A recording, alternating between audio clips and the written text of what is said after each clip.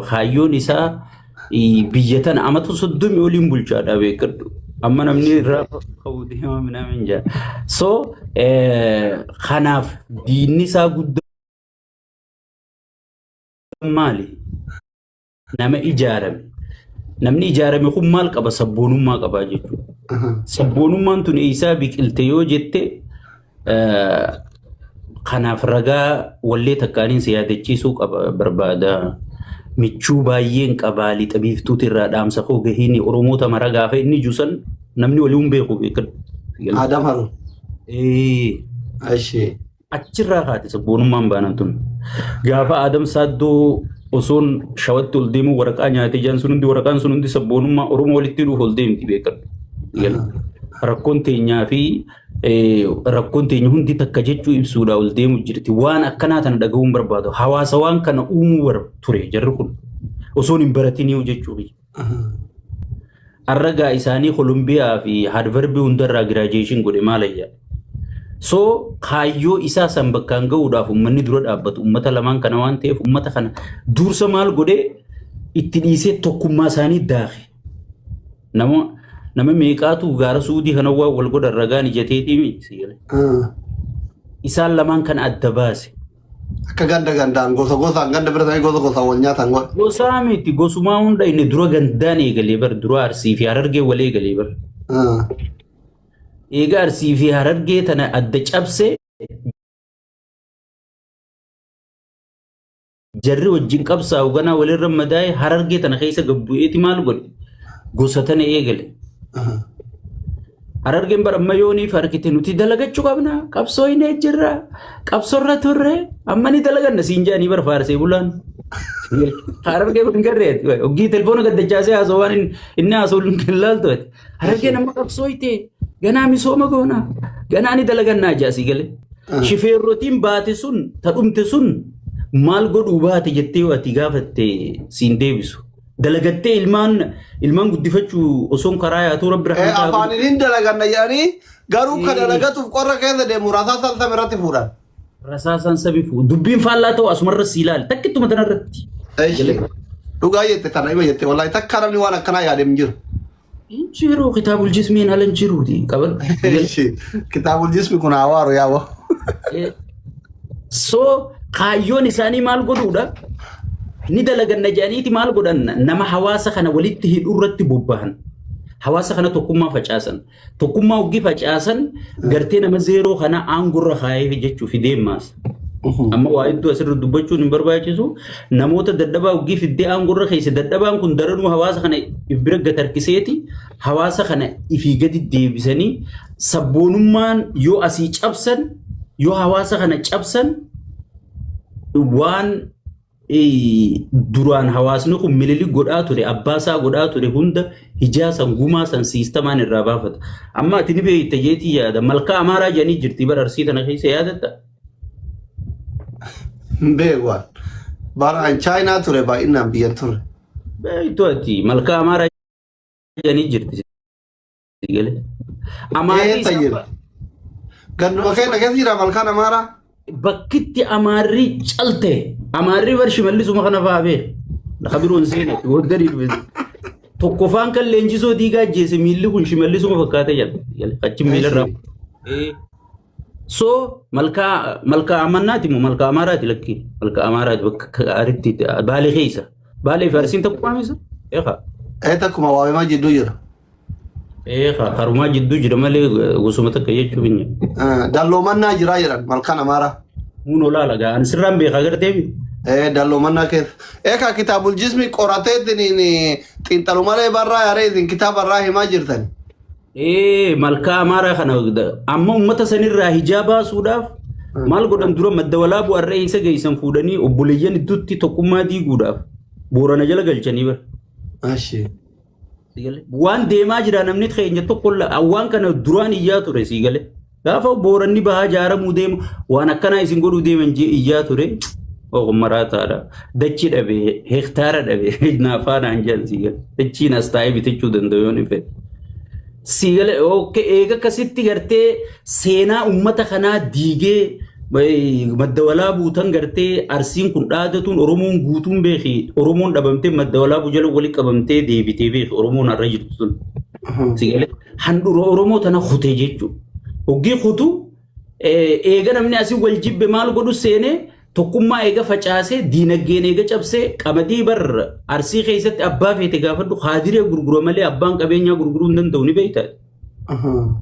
Ati qotteetuma hagarraa nyaattu mootummaa sii kenna mootummaa maaliif shiftaa kanaa sii kenna haga kaan yooniin gurguradhe jette isaanii gatii sitti hiba isaanii sirraa bitaa jechuudha. Akkas godhan uummata kana. Qabeenya fi akka gartee gurgurachuu hin dandeenye diinagdee fi akka hoogganachuu hin dandeenye godhanii jechuudha ciisanyaa jechuudha sigalee.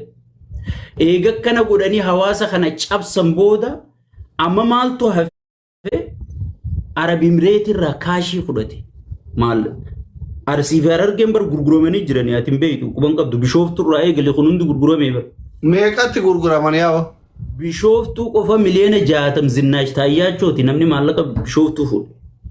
Jaartii gurgurate Bishooftuu? Jaartii guutuu Bishooftuu sun namni hundi gurguramee maka Arab Emirates yoo feete dhalaa kan akka feete gooti miraasa isaaniiti. Harargee fi Arsii meeqa gurguran? Harargee fi Arsii gaafa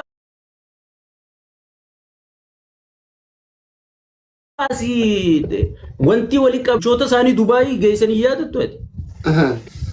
Yaadatta moo yaadattu? Iyyaadha. Ijoolleen Dubaay guutuun isii abiyyiin deeggarti koomishinii nyaatta dhiiroo mo'achiin lafa kennanii. Hai bar guyyaa imbaasii ooltee galgala dhuftee isinii wajji gargaarsa yetti maaliif informeeshinii guurtee imbaasii gurgurachuu deemti si'atti. Tanaafi bar nuti faarsee bulaan tokko gargaarsa uummata keenyaas keessa seenuun qabu jennee warri morminuuf tan itti gallachiisaniiti viidiyoo lafa jira suuraa isaanii jira Harargee Arsii Baalee warri bulchoota hoogganarraa hanga aanatti wali qabaniiti Dubaay fidanii bar achitti Arab Emirates hoteelatti kireessanii Saggituu fi qiddisti tan hunda gangalchee kunis balaa gangalchee kadhalaatiis nagaa irraa haa godhanii gatii isaanii fudhatanii biyya galanii yaadattu. Ani jedhu amma wanti akka Arsii fi tanaan fixa. So amma maal godhan eega maallaqa nyaatan booda uummata kana buqqisuuf deemanii jechuudha. Dachiin tanamaati teetii miti. Sigalee. Amma sa'a buqqisuu santu ga'ee uummata irraa buqqisuu jiranii jechuu kiyya itti fufi. Birrii waan dura fudhatanii jiran birrii dirooyinii nu bite dirooyiniin tokko kan birriin Baalee bitte Suudaanii deengate caccabse.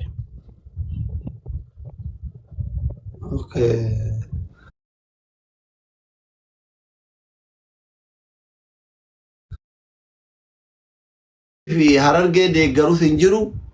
Wanti akka Arsii kaadireen gurguddaa warri garaa guddaa kunillee baay'inaan Arsii fi Harargeedha. Harki guddaan miidiyaa kanarratti kan arginu jechuudha. Kan nama arrabsu. Kan yoo waa'ee abiyyi dubbatan waan qabu sitti gadhiisee si darbatu.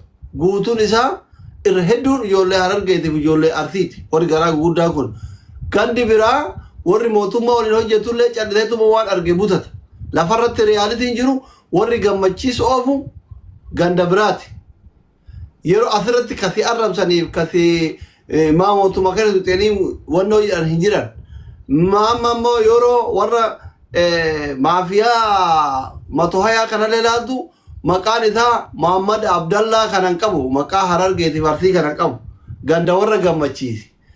Uummanni keenya ka Arsii kuni jechuudha hawaasa osoo hin taane kaadiroonni Arsii kun yoo mootummaa kana faarsuti itti namne yoo isaa sagaduuti itti nafne akka ganda birallee mootu waan wayyaa harkaan qaban humnallee hin qaban qeen isaanillee buqqaa jirti bu'aan kaadiroota faarsee bultoota Arsiitiif Harargee achi keessa sirna kana keessa argattu maayin. Gaafi gaarii na gaafatte faarsitee bultoonni Harargeetii fi Arsii amma jara kana ni jibbina. Ina manaman zigale. Akkanumaan faarsan malee mootummaa hin amure jechuudha jara kana. Kallo nama jaartii mililiksa leebar Arsiin akkamitti amante? Harargee maal malee. Harargee mililikii matti baaftee boocalli calanqoo kana keessa wayii hambiftee namicha hay.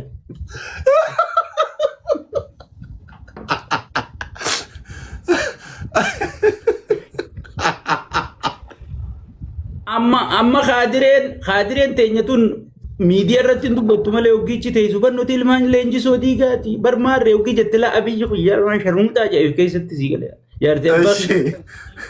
Soodee mana lafee nu dhiiree ofirraa gadhooggaa. Woy mee eeyduma isaa keessaa nama mana abiyyi malu hin jiru Harargee fi Arsiin mana abiyyi hin dhaqanii bar. Maaliif uummata kanan amanu haga fedhe yoo PP tahanillee hin amanu. Sabboonummaan lafee isaanii keessi jirti. Sigalee. Haasawa bar Oromummallee yoo laalte namni qaqqabee haasawu namni hayyoota kanallee ol qabee dubbatu bar isaanuma. Amma fakkeenyaa Junayd Masaaddoo faa yoo fudhatte uummata Harargee kana humneessuudhaaf wanni inni godhe inni jira sigalee. Dachiin turistii xiqqaatti jee bakka dachii bal'oo geessee akka isaan qabeenya horatan akka isaan maal godhan Arsii tana hunda muka keessatti taa'inaa koottaa jee Adaamaa tanaa lafa kenneefi haga inni wajji rakkate laalimee sigalee. Amma warra san hunda buqqisu jiran Oromummaan bara eegasuma ol galte akka gaariitti bara duraan qilleensi olii kun irra guddaa Oromummaa tana ni sodaata. So uummata keenya kana bitamaa isaanillee hin amanan abadan sigalee. Ammasis keenya kunis ifiin amansiisa jeeti bar namni uggii darasaan hin garree bar salaata kana sunnaa kana dura 4 salaatti salaata boodaas 4 salaatti sunnuma kana 8 salaatti bar darasaan guyyaa. Uggii darasaa kasi bar sheetichi lamumarra buusee kutaa barra kuma lamarra buusee maaliif kun bakka dhaqabee. Barkeen Arsii fi Harargeetun kaadireenis salaata kana la qulqulleessitee duraas 4 salaattee boodaas 8 salaattee kan isiin akkanatti haanu amananii jettee huccuu facaaftu naman sigalee. Abadan amanamuufillee ta'an haga dhugu yoo dhugaan lafa qabattee akkasitti amanaman hin beeku malee amanamuufillee ta'an ammas beeki bulchoonni bakka biroo yoo dhugaa dubbannee asillee kan hin galatoonfachuu barbaadu bulchoonni bakka biroo uummata isaanii akka nama osoon arkanii akka nama garreetti qarqarraa ol qaban. Barkeenya kullaal abiyyi kana gammachiisuuf milishaan takka abiyyi maqaa isaatuun dhageen kanaatu bar muka inni siin dha'u sigalee ajaa'iba gootaa jechuudha. So nagayuma uummata keessan fixxan malee nagayuma uummata keessan buqqiftan malee namni isin amanullee hin jiru. Itoophiyaan isin fudhattullee hin jirtu. Itoophiyaan hanga akka Oromoon deebitutti akka Oromoon jaalattu deebitutti isin hin fudhattu. Abadan akkamma jirtu kanatti. Sigalee. Bizinasa keessallee hin jiranii bar. Mee tokko mana bar dachi kan ambiti bar amma ana hogganoota olaanoo Oromiyaa kana nam torbaan beeka kaasii hoteelaa fi airportii tana hunda biratti hoteela ijaarrate.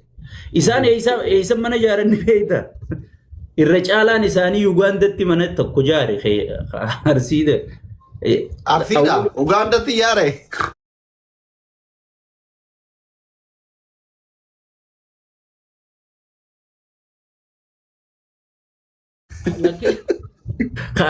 Lagi Harargee tokko Uganda ijaare awwaluu abdii immoo Jarmanii bite tokko Jarman ati Miilaan dhaquu dandeessu kana sigal. Doolaara 1000 amma fa'aa baarri baname ati guyyaa 3tti dhaqa. Amma miciyyoon abiyyi dhiyoo tana asitti xayyaaraan heerumte sigalee. Isin quban qabdan gaa hudduu dubra Oromoota miskiina biyya Arabaa tana naanneessu jirtanii idduu tana isin heerumte asitti sigalee. Jarri bichii bitatee maal bichii jechuun gaa bahararra bashannan kan agarta. Kana mana kana bitatu jiranii jechuudha. Qabeenya illee qaban ummata isaanii harkaan qaban ifii wal quban qaban ummata ijaaranii harkaan qaban humnan qaban sheeytichi haanu amanuu sheeytaantichi jedhaniituma hulaa dura dhaabbachaa jiranii hin amanamaniiti wanni isaan fidaniis